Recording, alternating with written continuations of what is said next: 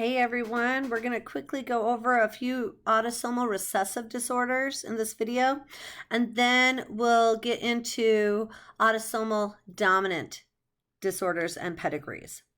So when you have two recessive alleles and they cause a disorder, that is called an autosomal recessive disorder.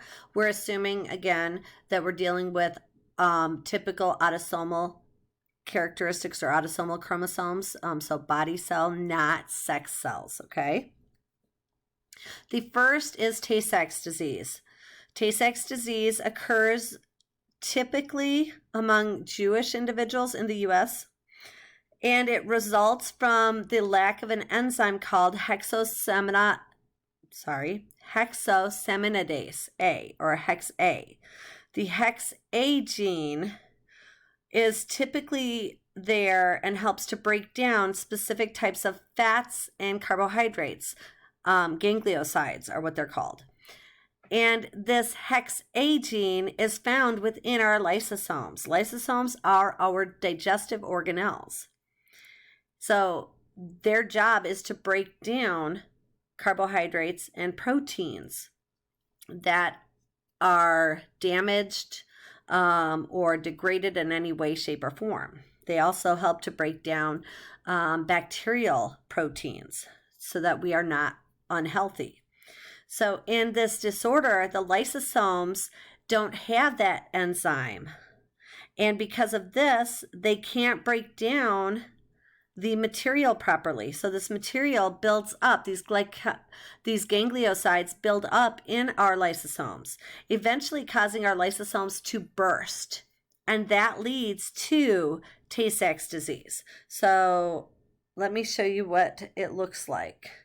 So here we have normal cell with normal lysosomes. In Tay-Sachs disease, we have these lysosomes where they are building up materials. These lysosomes are getting ready and they're going to eventually burst, releasing all that toxic material, leading to the symptoms of Tay-Sachs disease. The next is a much more common known disease. So Tay-Sachs disease is a very uncommon disease, whereas cystic fibrosis is one of the most common genetic disorders that's lethal in the U.S. among Caucasians. So what happens in cystic fibrosis is there's, again, a protein that fails to be produced properly in the endoplasmic reticulum. This protein typically is then, once it's produced, it's put into the plasma membrane.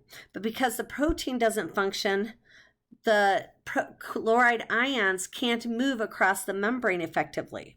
And if chloride ions can't move across the plasma membrane of the cells, then water is not going to move across the plasma membrane. So always think of it this way. Water follows solute. So if chloride ions are moving, then water is going to move with it. And in this case, this causes in both the bronchial tubes as well as in our pancreatic ducts a thick mucus to build up. So here we have that chloride channel that gets inserted into the plasma membrane, but because it's defective, it wasn't produced correctly, chloride can't move across. When chloride doesn't move across, water doesn't move across. Water always stays with its solutes. So if we have more solutes inside the cell, the water's going to stay inside the cell. If water doesn't move out, then this mucus that's out here isn't going to become thin and watery like it's supposed to, where it can then trap pathogens, and then we have cilia that can beat that material away from our lungs. Instead, it sits there and it makes the cilia can't move. And so if any bacteria do get trapped in it, the bacteria will end up being able to grow because they don't get moved anywhere. And so what that ends up causing is infections within our bronchioles and within our digestive system. So it's a very dangerous disorder. Again, autosomal recessive. And the last disorder that we talk about, there are a lot of disorders, but we only talk about a few.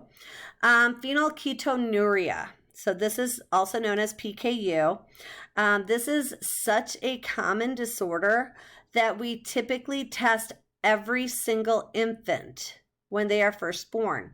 So if you have had a child, or if you've ever been around a newborn, they will get a heel prick. They just take a tiny drop of blood from the heel to test to make sure that they have proper enzymes to break down phenylalanine. Because if they don't, then these individuals have to be put on a low phenylalanine diet.